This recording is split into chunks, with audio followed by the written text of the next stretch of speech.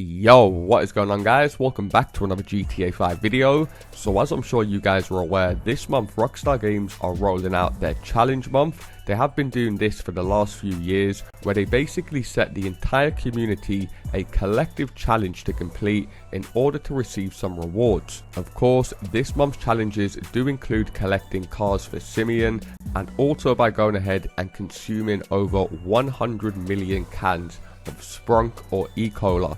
Now, if you guys aren't aware, next month Rockstar Games do plan on releasing a massive new DLC, which we're going to be taking a closer look at in today's video, the release date, plus some more information on what we could be seeing with it. So as always, if you guys do appreciate me keeping you up to date with all of the latest GTA 5 news, all I ask is you do return the favor by dropping a like down below, and if you guys are new around here, hit that subscribe button and turn notifications on, as I do post daily GTA 5 videos. With that being said, let's get into the video.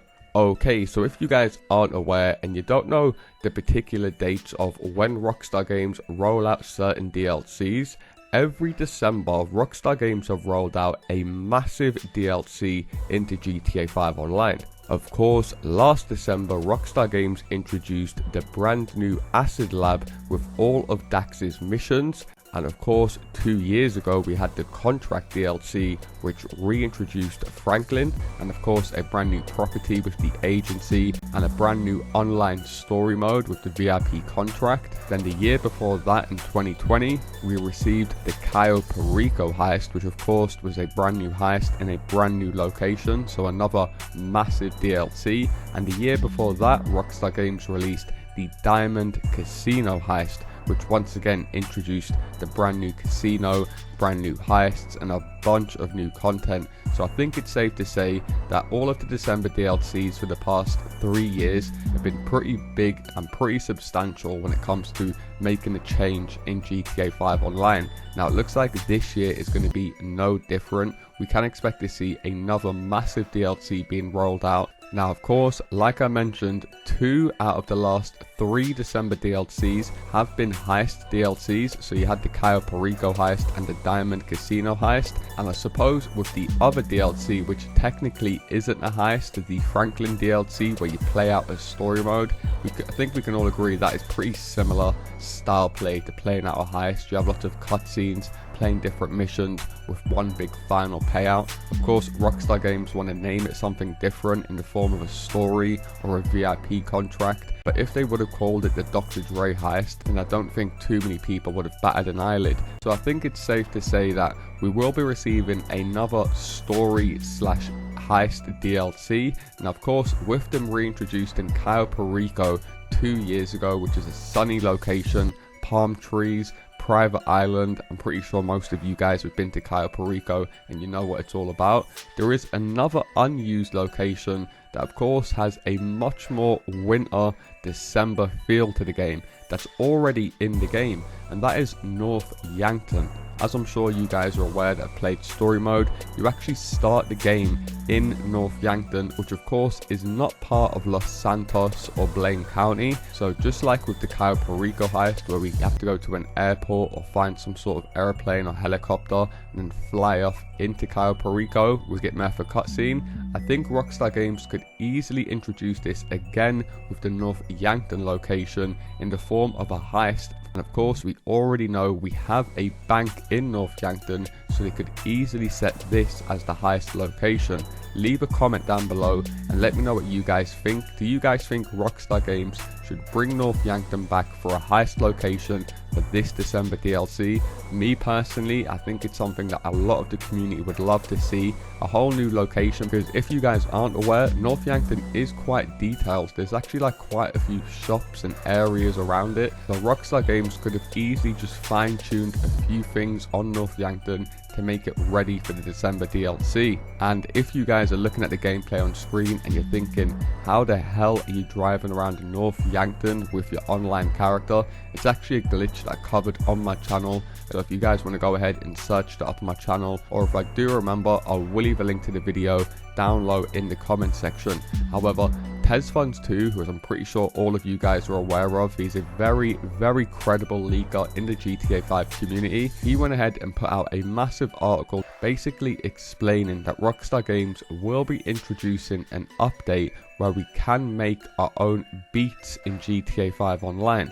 I will leave a link to the full article down below in the description if you guys do want to go ahead and read through it. However, it does mention that over a decade ago, Rockstar Games released a music mixer known as Beaterator, and they only recently registered one known as Rappinator, and they do like to play on words, Rockstar Games, with certain products. And thanks to another data miner known as Monkey Police 188, when Rockstar Games first released the first contract DLC, he found a bunch of files insinuating that we would be making our own beats in GTA 5 Online. And of course, there is a music studio in GTA 5 Online, so do expect to see some sort of feature in the upcoming DLC where we can customize and make our own beats over at the music studio. And I don't think this is going to be a main part of the DLC, but just like a little side thing that we could do in the game. As I'm sure you guys are aware, when Rockstar Games often add bigger DLCs, not only do they include a bunch of new content,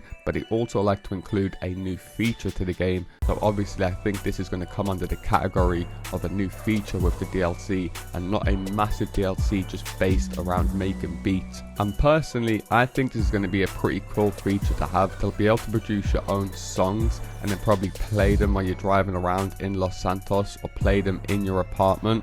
If you guys can think back, of course, there has been a collectible challenge where we had to go ahead and get the USB sticks for Moody Man. There's been a lot of musical influences, if you haven't noticed, in the last few years in GTA 5 Online. So I probably think it's going to be a feature where we could probably flick over to our memory stick in the car and play our own beats, or beats made by other players in our session, which of course makes you just think, what kind of things are Rockstar Games planning for GTA 6? Are they going to have full-blown real-life music studios where you can get someone to spit some bars or sing a song and then you can produce a beat in-game? Of course, we know Dr. Dre is working very closely with Rockstar Games, so it should be very interesting to see how this whole thing does play out in the future. Now, like I mentioned, Dr. Dre was added with last December's DLC. However, he wasn't the only familiar face that was introduced with that DLC. Of course, Franklin was reintroduced back into GTA 5 Online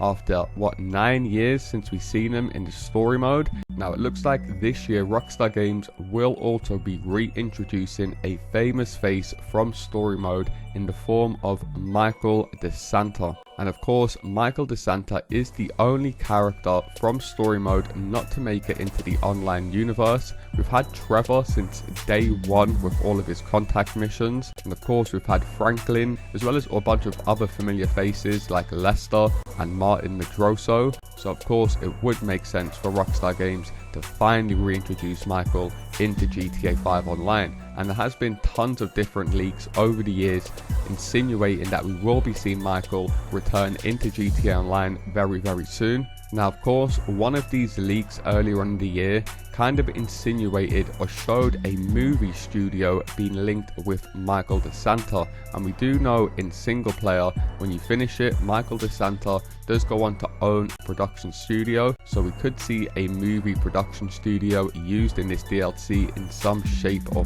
form. And as of right now, the story of the upcoming December DLC is unknown, but like I mentioned at the start of the video, with Rockstar Games not using North Yankton in GTA 5 Online and reintroducing Michael, who starts the game off in North Yankton robbing the bank, to go on to eventually own a movie studio. So there could be a scenario where Michael DeSanta's gone back to North Yankton to maybe shoot a movie of his life, similar to how Franklin reflects on his life with Lamar and the position he's in now to where he started. So it could be a similar situation to that, where Michael DeSanta is making a biography movie of himself. However, what is interesting is, with the most recent DLC, The Criminal Enterprises, Rockstar Games went ahead and removed the coding that was found insinuating that we would be getting movie props in a movie studio from Michael DeSanta DLC. So maybe Rockstar Games decided, wait, we don't want to leak this out yet because this is a massive DLC and everyone shouldn't have found this code in.